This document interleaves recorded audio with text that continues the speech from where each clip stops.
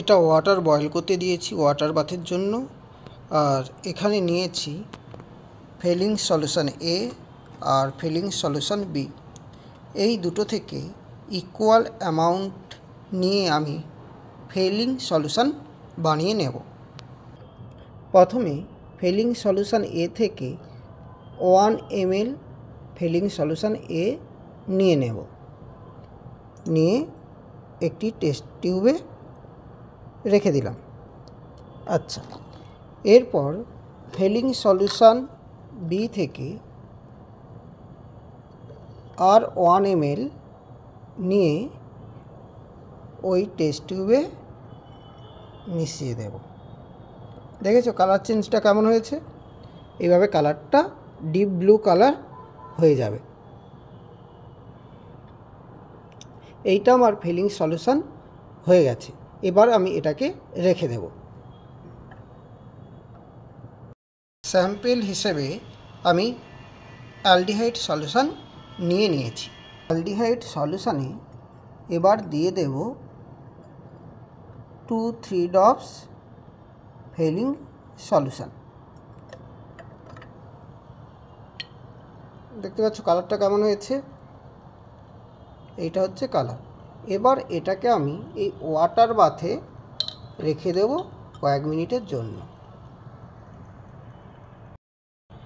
ধীরে ধীরে কালার চেঞ্জটা দেখতে পাচ্ছ তোমরা।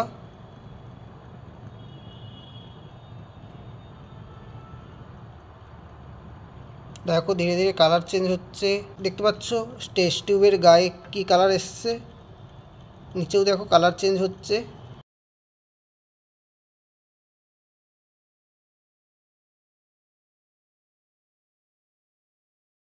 বলো তো ফেলিং সলিউশনে অ্যালডিহাইড কোন কালার দেয়? Red brown colour. দেখো রেড ব্রাউন আসে কি না। দেখো ধীরে ধীরে রেড কালার আসছে। দেখো কালার প্রায় চলে এসছে, আরও একটু সময় দাও। এই টেস্টটা অ্যালডিহাইড গ্রুপ আইডেন্টিফিকেশানের জন্য কিন্তু করা যেতে পারে।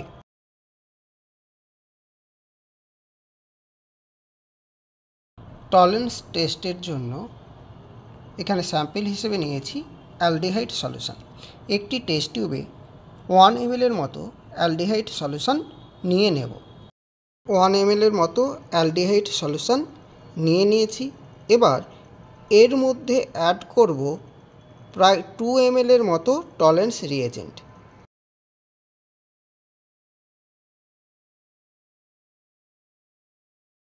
টলারেন্স রিয়েজেন্ট নিয়ে নিলাম।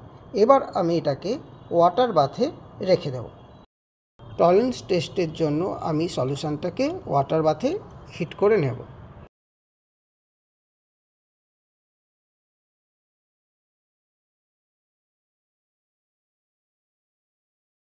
দেখো ধীরে ধীরে একটা সিলভার কালার আসছে, তাই না? দেখতে পাচ্ছ? দেখো দেখো প্রায় চলে এসছে। বাহ, খুব দারুণ কালার। দেখতে পাচ্ছ সিলভার একটা মিরর পড়ে গেছে। এটা আছে টলারেন্স টেস্টের জন্য।